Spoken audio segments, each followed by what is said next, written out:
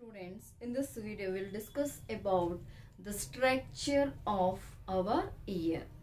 So due to the ear only we can able to hear the sound. So now we'll discuss about the functioning of ear. How do we hear sounds? For this we have to know about the structure and the functioning of the eardrum.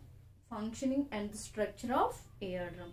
Mainly our ear is classified into three parts: outer ear, middle ear and inner ear.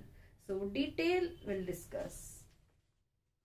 Mainly our ear is classified into outer ear, middle ear and inner ear. So the part of an outer ear is known as pinna. What we'll call it as pinna. This is very important bit. The outer part of an ear, external ear or the outer ear is known as pinna. So this pinna collects the vibrations of the sound from external outside. The sound produced by the different things. So that all the sound vibrations through the air, this pinna collects from the outer ear.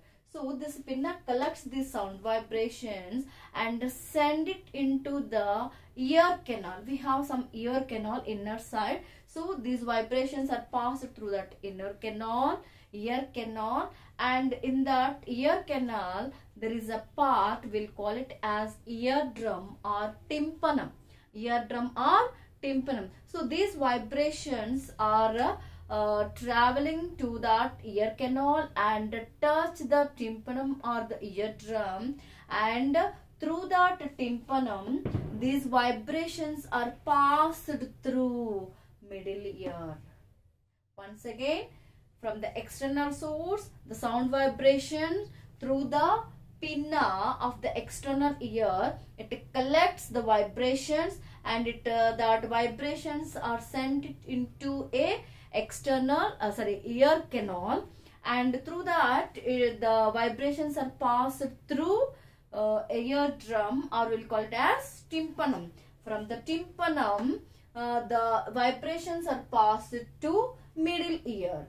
In this middle ear we have mainly three important bones, that malleus, incus and stapes. Once again, in bits or in 1 mark, it is very important.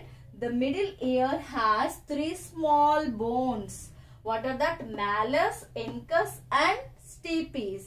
And the malleus is in the hammer shape and the incus is an anvil shape and the stapes is in the stirrup shape. Okay, so these three bones are in different shapes. So these are the vibrations which are collected from the outer ear and they passes through and they reach to the middle ear. In the middle ear, these vibrations are magnified. These vibrations are magnified, and the magnified vibrations are passes through stapes, or passes through the stapes, and this stapes has a oval window. Here you see stapes here. Stapes transmits the vibrations to the membrane of oval window. So from the stapes the vibrations are passes through a oval window. Oval window is the smallest part when you compare this eardrum or the tympanum. Suppose if the eardrum is this much and this oval window has this much only, that much minute part.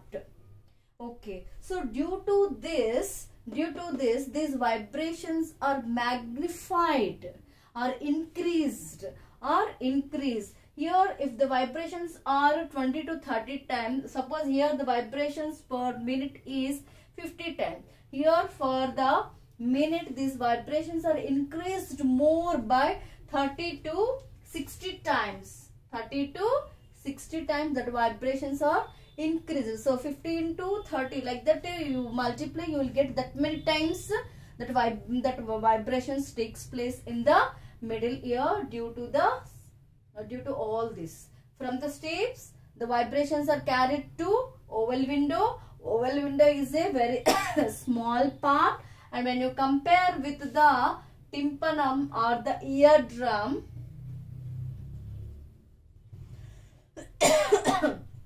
this oval window,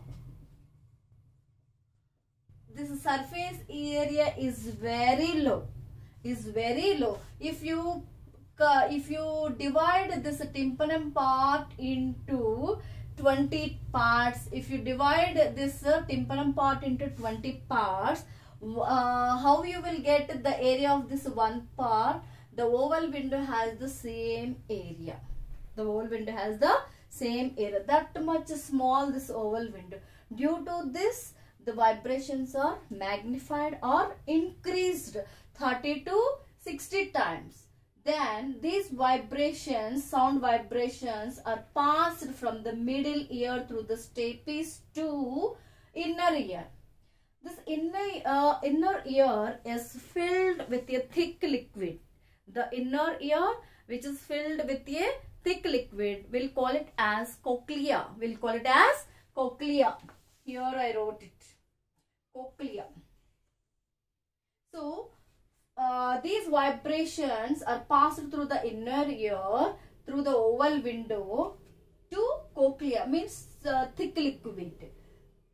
And in this liquid, the vibrations are passed through the liquid and liquid to the nerves. In that liquid, it contains a small tiny heads.